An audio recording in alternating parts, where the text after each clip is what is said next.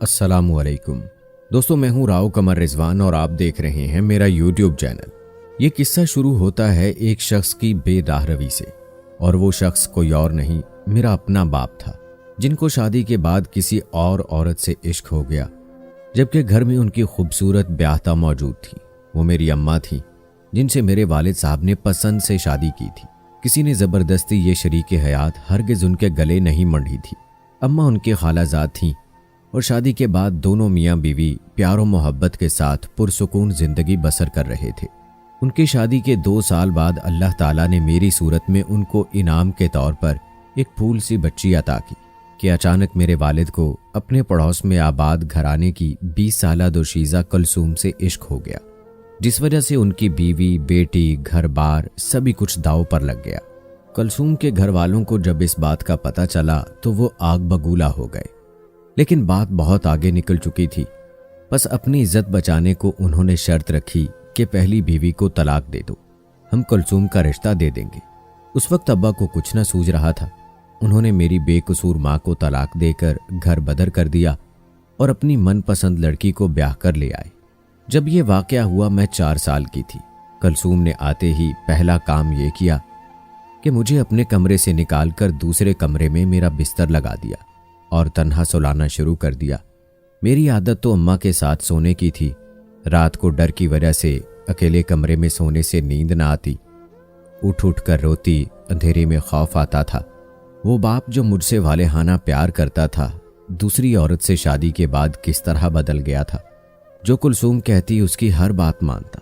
कुलसूम अब्बा से कहती कि इसको हरगिज़ इसकी माँ से मत मिलाना, ये बार बार माँ से मिलने जाएगी तो हर बार दर्दे जुदाई सहेगी, तब ये इधर की रहेगी और न उधर की। हो सकता है मेरी सौतेली माँ की बात सही हो, मगर मेरे साथ ऐसा ना हुआ, बल्कि इससे बहुत मुख्तलिफ हो गया। माँ को मैं ना भुला सकी। अम्मा के जाने के बाद एक दिन एक लम्हे को भी करार ना मिला। मैं जो एक तरोताज़ा गुलाब की मानंद थी, मुरझाकर जर्द बिखरी पत्तियों की जैसी हो गई थी। वक्त गुजरता रहा, मेरी रूह का खला बढ़ता रहा, जो मुझे बेचैनो बेकरार करता। एक आस फिर भी थी कि अब नहीं तो फिर कभी माँ से मिलूंगी, कभी तो मिलूंगी। हर दिन एक आस के साथ उभरता और नाउमीदी के अंधेरों में खो जाता। एक रोज मेरा स्कूल जाने को दिल ना कर रहा था। जी चाहता था कि कोई मुझको माँ के घर का रास्ता बता दे और मैं उनके पास चली जाऊं, या दरिया सामने आ जाए और मैं उसमें कूद जाऊं। उस रोज मेरा स्कूल में दिल ना लगा। दिमाग कहीं भटक रहा था। टीचर ने क्या पढ़ाया, लड़कियां क्या बातें कर रही थीं, मेरे कान सिर्फ आवाज़ों को सुन रहे थे, जुमलों के मफहूम को ना समझ सकती थी। इसी उलझन में छुट्टी का वक्त आ गया। स्कूल से निकली और धीरे धीरे घर की तरफ चलने लगी। हस्बे मामूल आसिया मासी हम 5 बच्चियों को घर के पास पहुंचाकर लौट गई। लड़कियां अपने घरों को चली गईं, लेकिन मेरा दिल अपने घर के अंदर जाने को ना किया, तो चौक में बनी चौकी पर बैठ गई। तभी एक शख्स जिसका नाम इब्राहिम था और सब उसको लाला जी बुलाते थे, वहां से गुजरा। दफातन उसकी निगाह मुझ पर पड़ी। मैं पहले कभी इस तरह मोहल्ले के चौक में थल्ले पर न बैठी थी, वो भी स्कूल से वापसी पर बस्ते और यूनिफॉर्म के साथ। लाला हैरान होकर बोला, अरे मुन्नी, तू ऐन दोपहर धूप में यहां बैठी है, घर के अंदर क्यों नहीं गई? क्या माँ ने कुछ कह दिया है? लाला को मैं पहचानती थी, मोहल्ले का ही आदमी था, सभी उसको जानते थे। गली के नुक्कड़ पर उसका घर था। अपने मकान के कोने पर उसने छोटी सी दुकान बनाई थी, जिसमें स्कूल की किताबें, कापियां, पेंसिलें और बच्चों के लिए बिस्किट, टॉफियां वगैरह बराए फरोख्त होती थी। लाला ने हमदर्दी और तवज्जो से मुखातिब किया तो मैं रोने लगी। तभी वो मेरे पास आया और सर पर हाथ फेर कर बोला, अरे मुन्नी, तू रो रही है, भला क्यों? मुझे लगता है कि माँ ने आज फिर तुझको मारा है। सब जानते थे कि मेरी माँ सौतेली है और मुझे डांटती और मारती है। मोहल्ले वालों को इस वजह से मुझसे हमदर्दी थी। लाला ने मेरा स्कूल बैग उठा लिया और बाजू से पकड़कर बोला, चल उठ, मैं तुझको पहुंचाता हूं तेरे घर। तेरी माँ को कहूंगा इसको कुछ मत कहना। नहीं लाला, मैं अब अपने घर ना जाऊंगी। मैं और ज्यादा रोने लगी। तब उसने कहा, अच्छा मेरे साथ चल, यहां बैठना ठीक नहीं है, देख कितनी धूप है। उसने प्यार से बातें करके मुझे आमादा कर लिया और मैं उसके साथ उसकी दुकान में चली गई। उसने मुझे बेंच पर बिठा दिया, कूलर से एक मग में पानी भर कर दिया और कहा, पानी के चपके मुंह पर मार ले ताकि तेरा गुस्सा ठंडा हो। लगता है माँ ने नहीं, तेरी उस्तानी ने डांटा है। सबक याद नहीं था क्या? लाला, मुझको मुंह नहीं धोना है और मुझको किसी ने मारा है और ना डांटा है। मैं समझ गया तुझको तेरी माँ की याद आ रही है ना यही बात? जाने कैसे उसने मेरे दिल की बात जान ली थी। कहने लगा, माँ को याद करने से कोई उदास होता है? याद तो खुशी देती है। मैं तो जब अपने माँ बाप को याद करता हूँ तो खुश होता हूँ। जब मैं उनकी याद से खुश होता हूँ फिर वो मेरे ख्वाब में आ जाते हैं। तू भी अपनी माँ की याद से खुश हुआ कर, तो वो रोज तेरे ख्वाब में आया करेगी। लाला की बात सुनकर मेरे उदास मन में उम्मीद की एक किरण जागी। तभी अपने आंसू पोंछ लिए। क्या सच कहते हो लाला? हाँ, बिल्कुल सच कहता हूँ। अच्छा, अब तू ये टॉफियाँ और बिस्किट ले और घर जा। अब मैं उसकी ढारस देने वाली बातों से बहल चुकी थी। मैं बच्ची ही तो थी और बच्चों की अहम जरूरत प्यार होता है। किसी ने प्यार से बात की तो मैं खुश हो गई। अब मैं रोज शाम को लाला की दुकान पर जाने लगी। लाला की जिंदगी की कहानी मेरे जैसी ही थी। उसे भी बचपन में वही दुख मिला था जो मुझे मिला था, तभी वो मेरा गम समझता था। उसको पता था कि मैं प्यार चाहती हूँ। वो मुझसे प्यार के साथ बात करता, मेरी माँ के बारे में अच्छे अच्छे कलमात कहता, यकीन दिलाता कि एक दिन मैं उससे जरूर मिलूंगी तो मेरी रूह को सुकून मिल जाता। यूं मैं उसकी गिरविदा हो गई। उसी के प्यार के सहारे मैंने बचपन के कड़वे कसीले कठिन दिन काट दिए और मैं मुन्नी से बड़ी हो गई। अब मैं चौथी क्लास में थी। 9 बरस की हो चुकी थी, फिर भी वालेहाना लाला की दुकान पर दौड़ी जाती थी। हालांकि अब कुलसूम अम्मा को मेरे घर से बाहर जाने पर ऐतराज होता था, मगर आंख बचाकर एक चक्कर तो मैं जरूर लाला के पास लगा आती थी। हालांकि बचपन तो अब भी था, मगर अब मेरा बचपन लड़कपन में तब्दील हो रहा था। तहम इतनी बड़ी ना हुई थी कि जमाने की ऊंच नीच को समझती। ज़हन मेरा प्लेट की मानंद साफ था। मुझको अभी तक मर्द और औरत के दरमियान मोहब्बत का पता ना था। लाला मेरा गमगुसार था और पसंदीदा इंसान था। बस इतना ही मेरा उसका रिश्ता था। मुझको उसके देखने से राहत मिलती थी। मैं 8-9 बरस की और वो 25 बरस का था। अब तक उसकी शादी ना हो सकी थी। अलबत्ता मंगनी चाचा की लड़की से हो गई थी जो देहात में रहती थी। उसके बाकी रिश्तेदारों का भी मालूम ना था। अलबत्ता एक बुजुर्ग औरत जो उसकी फूफी थी, शुरू से उसके साथ रहती थी, जो घर संभालती और लाला का ख्याल रखती। उसका खाना भी पकाती थी। वो भी जब मिलती प्यार से बात करती। वो कभी कभार ही अपनी फूफी के साथ अबाई गांव जाता। चंद रोज बाद ये लोग वापस आ जाते। मैंने 6ठी जमात अच्छे नंबरों से पास की तो वालिद ने कुलसूम अम्मा की मुखालफत के बावजूद मुझको स्कूल से ना हटाया। ताहम सौतेली माँ अब मुझ पर कड़ी निगाह रखती। हर वक्त कहती कि अब तू बाहर मत निकला कर, बड़ी हो गई है। मैं भी समझदार हो गई थी। माँ की सारी बातें मानती थी, लेकिन जब वो बाहर जाने से मना करती मुझको बहुत बुरा लगता, क्योंकि मेरी आदत हो गई थी दिन में एक बार लाला से बात करने की। जब तक उससे मिलकर 2-4 बातें ना कर लेती चैन ना आता। यूं कहना चाहिए कि मुझे ये एहसास ही कब था कि लाला कोई गैर आदमी है। मुझको सिर्फ एक एहसास था कि नफरत भरे घर में घर से बाहर एक प्यार करने वाला आदमी मिल गया था और मेरी प्यासी रूह के लिए समंदर की मानंद था। एक दिन अचानक लाला और उसकी फूफी घर को ताला लगाकर कहीं चले गए, न जाने कहां। किसी को खबर ना थी। मैं जिंदगी में एक बार फिर तन्हा हो गई। कोई कमी महसूस करने लगी। मेरी निगाहें उसको तलाश करती। उन दिनों मैं 8वीं में पढ़ती थी। बंद दुकान देखकर कलेजा मुंह को आता था। किसी से ना पूछ सकती थी कि लाला और उसकी फूफी कहाँ चले गए हैं। नतीजा ये हुआ कि मैं अंदर अंदर घुलने लगी, यहां तक कि बीमार पड़ गई। 1 साल यूं ही बेकरारी से तड़पते गुजर गया। आखिर अल्लाह ने मेरी दुआ सुन ली और एक रोज स्कूल से वापसी पर मुझको सड़क पर वो खड़ा नजर आ गया। दिल खुशी से बाहर आने लगा। जी चाहा दौड़कर उसके पास चली जाऊं, मगर मेरे साथ स्कूल की और भी 2 लड़कियां थीं जो हमारे मोहल्ले में रहती थीं। उनकी वजह से मैंने खुद को थामा। वो दिन बहुत मुश्किल से गुजरा। दूसरे रोज स्कूल से वापसी पर जब अपने मोहल्ले में आई, देखा उसकी दुकान खुली हुई है। एक लम्हे में उसकी तरफ जा पहुंची। पूछा, लाला आप कहाँ चले गए थे? बताकर भी ना गए। आपको नहीं पता मैं कितनी परेशान थी।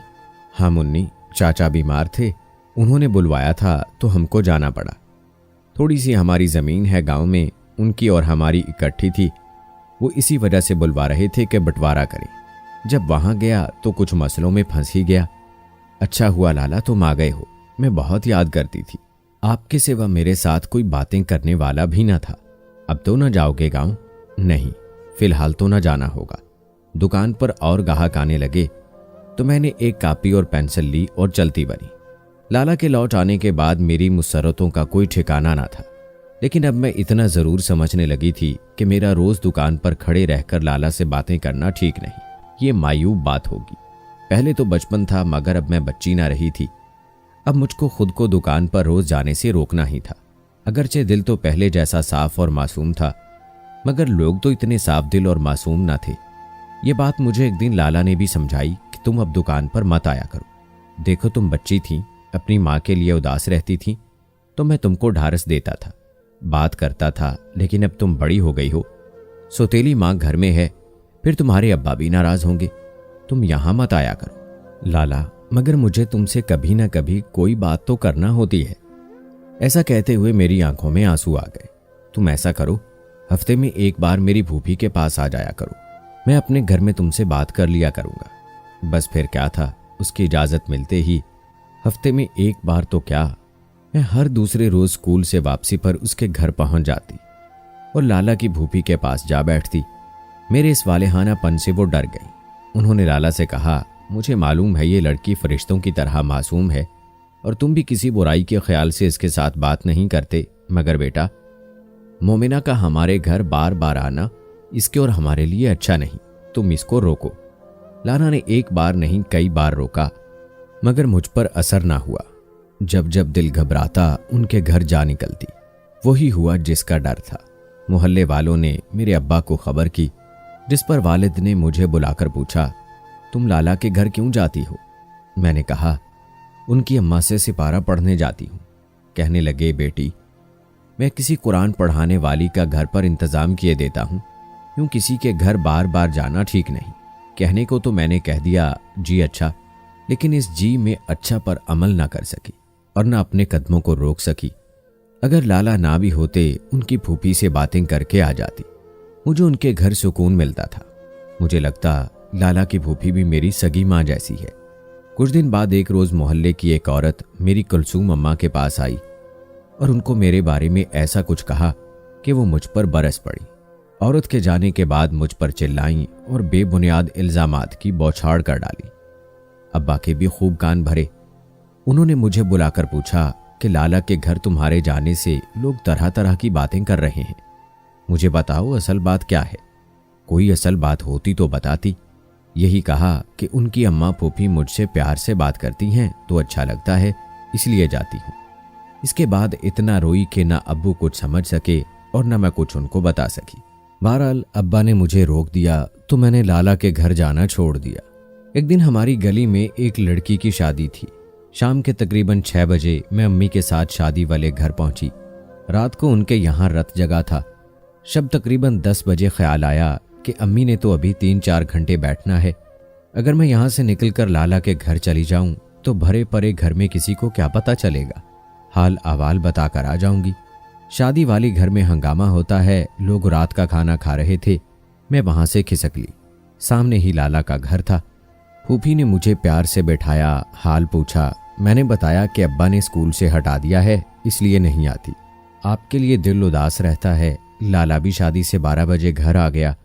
मुझे देखा तो कहा, क्यों यहाँ आ गई हो?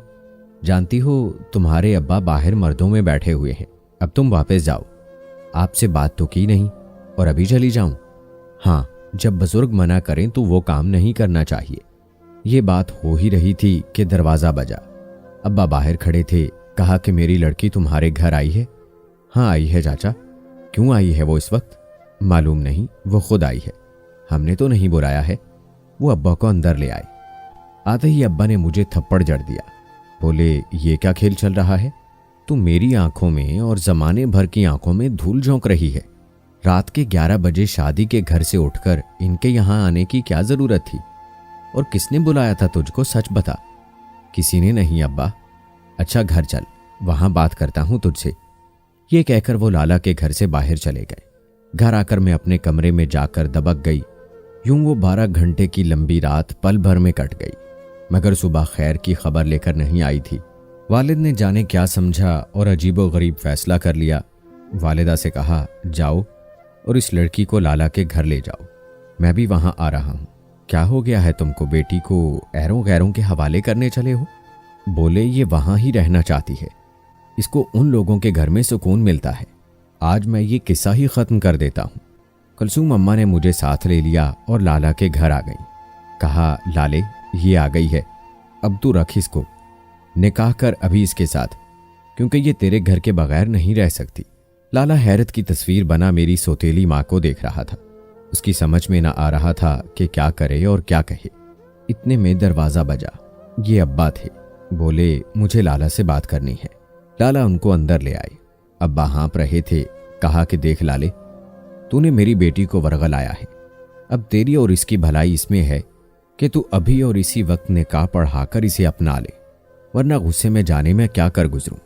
मैं कांप रही थी, न जाने अब क्या होगा, मगर यकीन था कि लाला मुझे बचा लेगा। वो बोला, चाचा आपकी लड़की खुद हमारे घर आती है, हम इसको बुलाने नहीं जाते। मेरी फूफी आपकी बेटी से इसलिए प्यार से बात करती हैं कि ये उदास और परेशान रहती है। आपने खुद तो कभी अपनी बच्ची के मसाइल को समझा नहीं। ये अब से नहीं, जब से हमारे पास आई थी, जब ये महज 4 बरस की थी और अपनी माँ की जुदाई को महसूस करती थी। चाचा आप हमको गलत न समझिए, मैं शादीशुदा और 2 बच्चों का बाप हूँ। मेरी बीवी गांव में रहती है, दूसरी शादी, और वो भी इस मासूम सी बच्ची के साथ। इसका तो तसव्वुर भी करना गुनाह समझता हूँ। आप अपनी बच्ची से तो पूछिए कि वो क्या ऐसा चाहती है। मैं बिल्कुल भी ऐसा नहीं चाहती। लाला को अपना बड़ा भाई समझ सकती हूँ, इसके सिवा कोई और मेरा नहीं है। जब मैंने ये बात की तो लाला के होंठों पर मुस्कुराहट फैल गई। अब्बा से कहा, चाचा अगर मुझसे कोई रिश्ता रखना चाहते हो तो मुझे बेटा बना लो।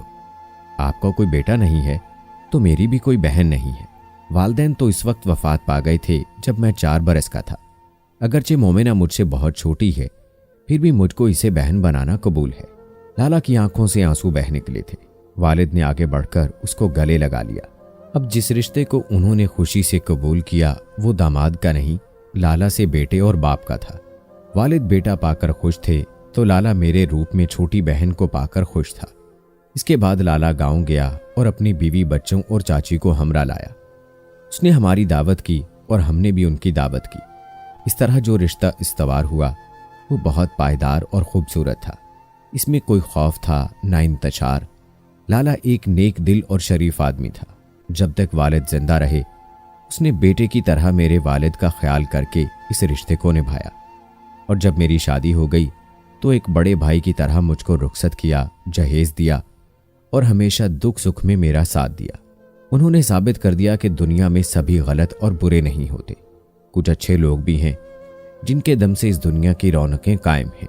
दोस्तों, आपका क्या ख्याल है इस बारे में? अपनी राय कमेंट बॉक्स में ज़रूर दें। मिलते हैं अगली वीडियो में, तब तक के लिए अल्लाह हाफिज़।